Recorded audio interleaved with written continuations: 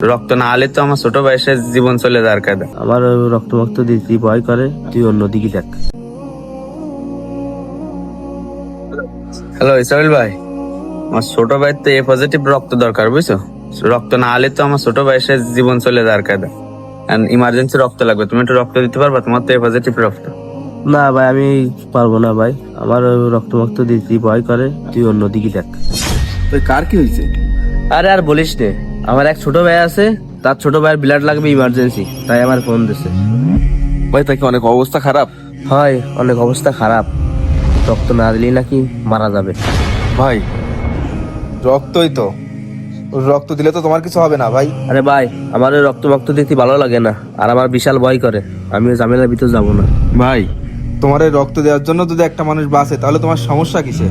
ভাই আজকে তো তার লাগবে, দেখা গেল এমন হতে পারে কালকে তোমার নিজেরকে অসুস্থ, তার লাগবে, তখন তুমি কি করবা ভাই? ভাই রক্ত দেওয়া তো ভয়ের কিছু না ভাই, তুমি যদি রক্ত দাও একজনের জীবন বাঁচবে ভাই। আর রক্তদান সবচেয়ে মহৎ দান ভাই। আল্লাহ তাআলা বলেছেন যে একজন মানুষের প্রাণ রক্ষা করলো সে যেন সমগ্র মানব জাতিকে রক্ষা করলো। ভাই পরিচিত হোক আর অপরিচিত হোক, যদি আমাদের রক্তদান করার সক্ষমতা থাকে তাহলে আমাদের সবারই রক্তদান করা উচিত ভাই। আসলে ঠিক আছে ভাই, তুই যা বলেছিস আমি এইভাবে কখনো ভেবে দেখিনি।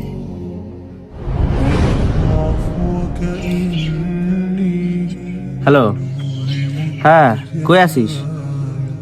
আচ্ছা ঠিক আছে, তুই এখানে থাক, আমি ইমার্জেন্সি এখনই আসতেছি। আমার জন্য যদি বাঁচে একটি প্রাণ তাহলে কেন করবো না আমি রক্তদান? এমন ভিডিও পেতে পেজটি ফলো আর সাবস্ক্রাইব করে রাখুন।